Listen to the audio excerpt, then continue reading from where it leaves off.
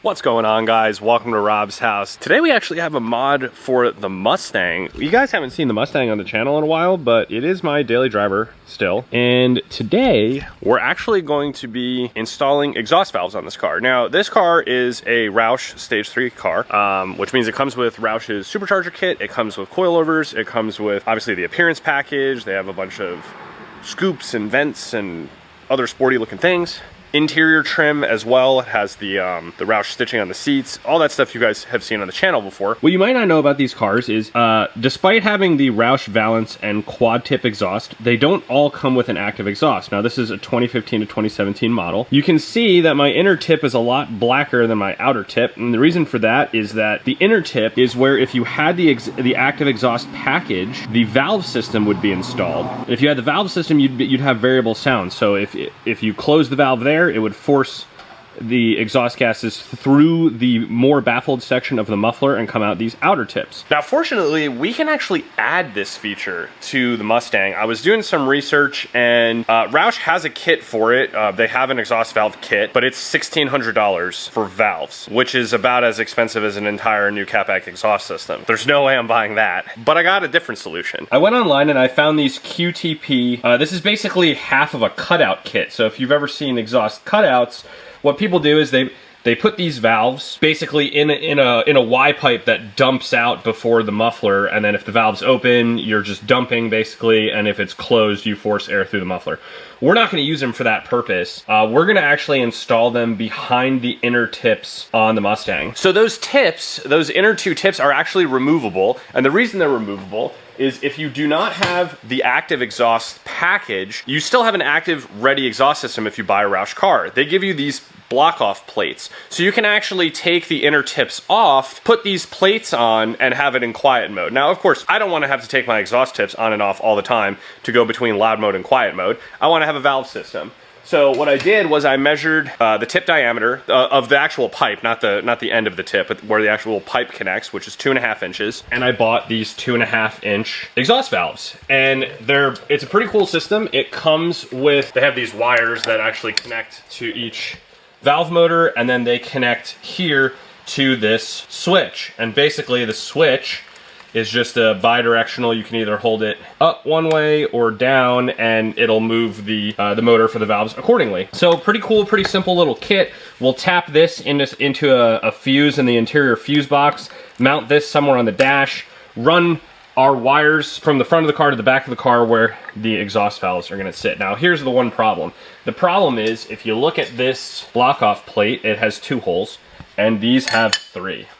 So the pattern is not correct. However, what I did was I used the block-off plate as a template. It's kind of hard to do this with one hand, but as you can see, it lines up with this additional hole that I drilled in both of the valve mounting plates. So all we're gonna do basically now is we're going to pull one of the tips off on the Mustang, and we're gonna test fit this, see if we can bolt this up behind. I think I might have to shave a little bit off of the flange on the actual exhaust tip, but I will go do that and show you guys what we're looking at. All right, guys, let me show you what we got going on down here. Okay, so if you look here, you can see I've test fitted the valve system, but you can see you can pull the tip of your exhaust right off. We'll slide this valve system on. Now, one thing is I don't have a lot of exposed thread coming out of here, so I think I'm gonna have to file down the backs of the flange for the exhaust tip a little bit just to get enough thread engagement that I feel like it won't come apart while I'm driving. The way I routed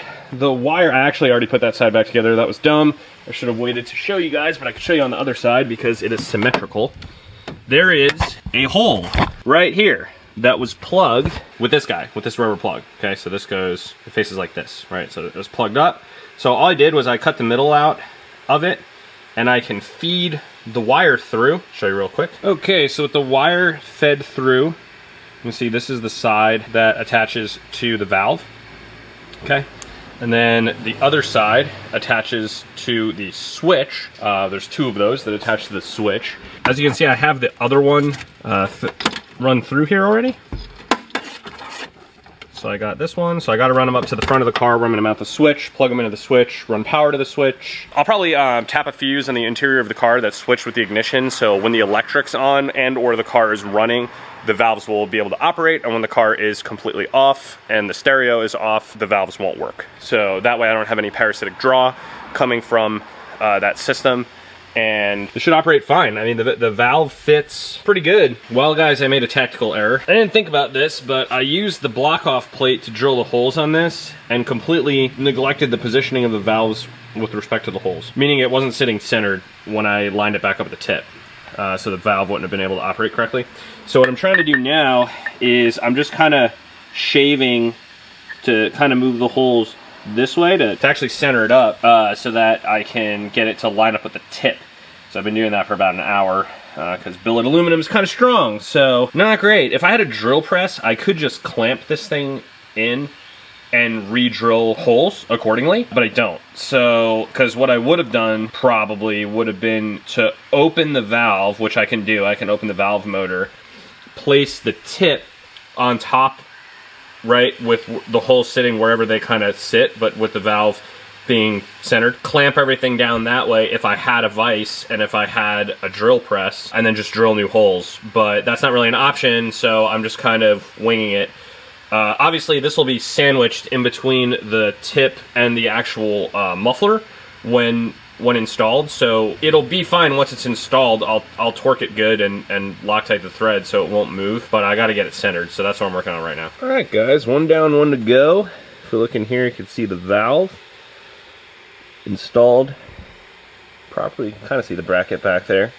There you go. So I had one other issue here, which is that unfortunately let's see if I can zoom in. I can't get my camera to focus. No. Okay, so you can kind of see there's no bolt there on the flange, and that's because so I have the bottom one on there for now. It's kind of hard to describe, but basically the muffler, the edge of the muffler has like a little lip, and the motor for the valve is kind of sitting against it. So it's not perfectly flat. It's sitting kind of like this, where this being the top part, right? It's sitting a little like this, where the top part isn't totally flush. There's barely any exposed thread when you put the valve system on because it's kind of thick. It's about an inch thick. I can't thread the bolt on the top part of the flange. So what I'm gonna have to do is, so I actually have something that we're doing next. We're gonna do headers on this car. So the reason I'm putting these valves in is this car is gonna be exceptionally loud when we put headers on it. I have a clog catalytic converter on my stock cats, so I decided to go with an aftermarket header setup with high flow cats. Anyone who's heard a Coyote with headers before, you know it's really loud. So that's why I wanted to put the valves in here preemptively. What I'm gonna do now, when we do the headers next weekend, I'm gonna have Blake take these tips off and grind down a bit of the flange so I can take a couple millimeters off of it, basically, just so I can actually get the top bolt to thread so we can properly secure the tip. These will be just ready to go. We'll just have to unbolt the tips real quick, grind that flange down a little bit, and bolt them right back up. Should be no big deal. All right, guys, well, I still have some daylight. Let me show you kind of how I have this set up. Ignore the beeping on my car. That's because I have half the interior disassembled, and it doesn't like that very much. So I ran the wires through the trunk, kind of along the floor line here. As you can see, I have some of the panels up still. You can see the two wires coming from the actual valves. I ran them behind here. I kind of zip tied everything so that it wouldn't be floating around. I actually screwed up the install location twice of where I thought I could put the switch. So I have some plugs. I'm just going to plug those holes up. I could get a whole new piece, but it's whatever. But I have a switch right here now. I tapped into a fuse on the interior fuse box, which you can kind of see. You can kind of see where the electronics on the inside of the car are. And basically, the way I ran the wiring there was I ran it underneath the front, and then you can see where I have my underglow switch. I routed it up across this center part and then down into the fuse box. Kind of annoying because running wires is just annoying, but it does work. I just tested it. I'm gonna button everything up. What's going on, guys? Welcome to Rob's house. We are here to install headers on the Mustang today with Shaggy, who has graciously agreed to help me and allow us to use the facilities here at his shop. This install is going to be a complete pain in the ass. We're going to do it on jack stands, which everyone does not recommend to do on these cars. But unfortunately, I have a little bit of a time pressuring thing where I have to go up north, and this is my daily driver. I was hoping to take this car because it's like 30 degrees outside. This has all seasons on it. The Corvette doesn't. The Corvette has sport tires on it. Worst case, if this doesn't work out, I take a Corvette. But long story short, the reason we're putting headers on this car is it has a clog catalytic converter. It smells like crap. Rotten egg smell, and you know, eventually it'll start misfiring and could hurt the motor and blah, blah, blah. So I didn't want to take a road trip like that. I have a set of American Racing headers. Now the plot thickens, obviously, because we just unboxed them. I brought everything over. I unbox it, and I see on this header, 2011 Mustang, which is not what my order says. My order says 2015 Mustang. The 2011 Mustang is still an S197. It is a Coyote motor, but long story short, we have no idea if these are gonna fit. I'm not sure if with American Racing, they just do the same header for both body styles with the Coyote in it and then just do like different connection pipes or something. I'm hoping that's the case. On the site, these headers look the same as the 2015 ones. This weird flange going on this side, I guess this is the driver's side, looks pretty much the same. So we're hoping that the actual header is the same and then it's just the connection pipes that are different to line up with the catback. We don't really know. So I already called the distributor. They said if it doesn't work out, of course they'll exchange it for me and give me the right thing. Shaggy is already going to town. He's way ahead of me, but we got the intake off. The reason being is the thing that you have to do from the top of this car is you can't really see it, but there's a motor mount bolt right there that we have to take off from the top, and the air intake is in the way on this side. So we'll take those off.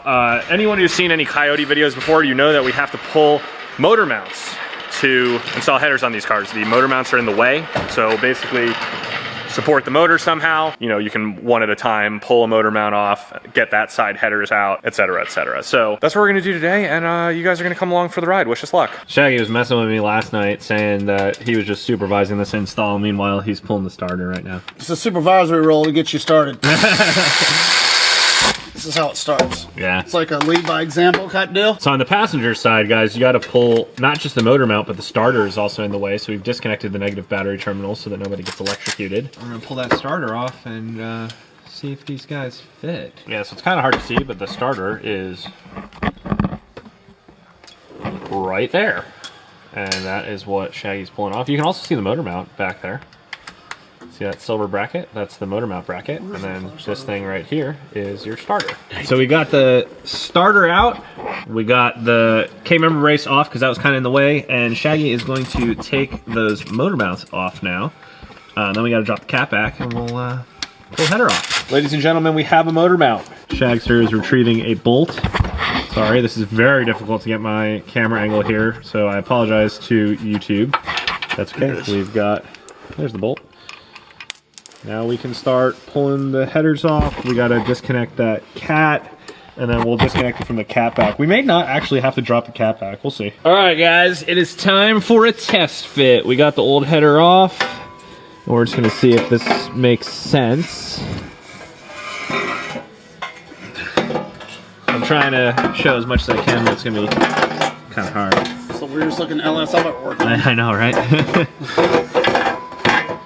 That looks right, dude. Yeah. Oh yeah, if I lower this down, they're gonna go right on there. Okay. So that's what's up. All right. So that'll work. All right, so they are the right headers. That's good.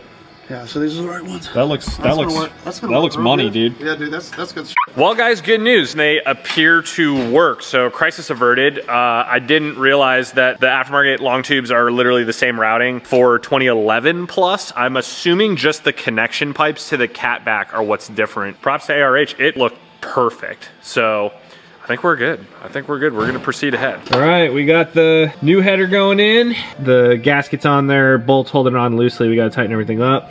I test fitted the mid pipe, it looked fine. Unfortunately, they sent us the incorrect pigtail extensions. So we're gonna have to extend them on our own. We're gonna have to do some soldering and whatever, but not the end of the world. We can definitely do that. We also, per Blake's recommendation, removed all the studs because the ARH headers come with replacement bolts. Basically, we took all the studs out, and then to put the header on, we put the 4 bolts along the top on, holding the gasket loosely. And then basically, because the headers, they're like flanged, so it's not like a full circle, so you can slide them in onto the bolts, and then we put one of the bottom bolts in to hold it. Now we're just gonna tighten everything up. All right, guys, so I've been working on this on the bench over here. I still gotta heat wrap the rest of this, but we got a makeshift extension, which I did by wire. I gotta do the next one now, but did it just by wiring it myself. We're still on track. Shaggy's got the second header in already while I was doing that wiring harness, so tag teaming it, and I think we're gonna be good. A wild Ford technician has appeared. I'm leaving. Blake came after work to see how we were doing. I made another one of these extensions for the O2. Motor mounts are back in. In the time it took me to create that, these boys got the motor mounts back in, the jack's out. We're pretty much buttoning everything up. We're gonna plug the sensors in, put the mid connection pipes on, connect it to the X pipe, put the secondaries in, and fire it up. We're gonna make these valves sit flush. Well, those valves will sit flat now. Hammered out the muffler on each side. You can see we got enough clearance now. The valves will sit flat. Everything should bolt up. We're putting the connection pipes on now. We're gonna put the cat back on, fire it up.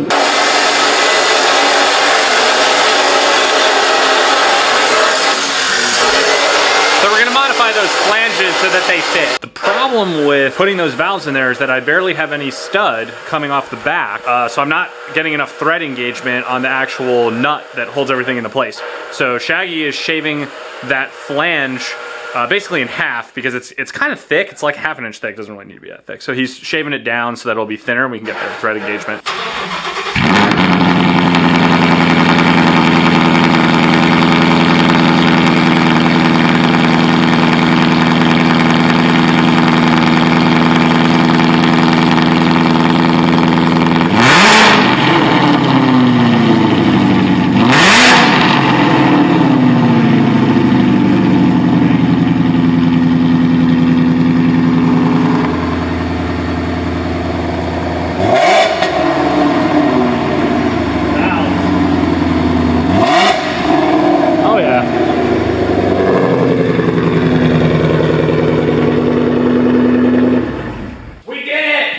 We did it! Mostly Shaggy did it. We did it! This man over here. LS for life, motherfuckers. The savior right here, my friends, because I got to go up north tomorrow. This was a crunch time. I cannot stress how clutch this was. I appreciate you. Making it happen, Captain. And Blake coming after work. I appreciate you as well. Guys, I'm sitting here editing this video and I realized I didn't even do a sign off. We were so just into it in the shop. What you guys didn't see, because I didn't film it, was I pulled the car out and scanned it for codes, and one wire and one of the pigtail extensions that I made actually came loose. So we really quickly just jacked it up with one jack, and Blake got under there and soldered that real quick. Fixed that up, then I was good. I had wideband on both banks. Made it up north and back, absolutely no issues.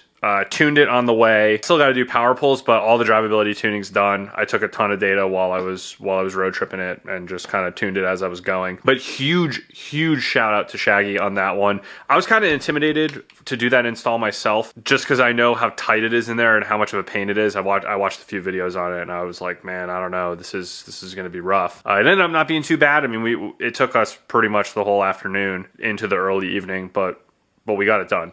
And like I said, it was really clutch, because otherwise I was gonna have to take the Corvette up north, and not that I would be worried about the Corvette making it, but it was 30 degrees, I'm on summer tires, and the forecast was for rain. Summer tires, when it's really cold, get pretty hard and not sticky, especially when it's wet. So I really didn't want to do that. I keep all seasons on the Mustang because it's my daily driver. So it was just huge, seriously. Massive shout out to Shaggy and Blake for helping me out with that. I hope you guys learned something. I know there's a bunch of videos on doing coyote headers on the internet, and regardless, I hope you enjoyed it. So this is a bit of an adventure, but good start to 2023 as usual. Hope this video is entertaining, and I'll see you guys next time.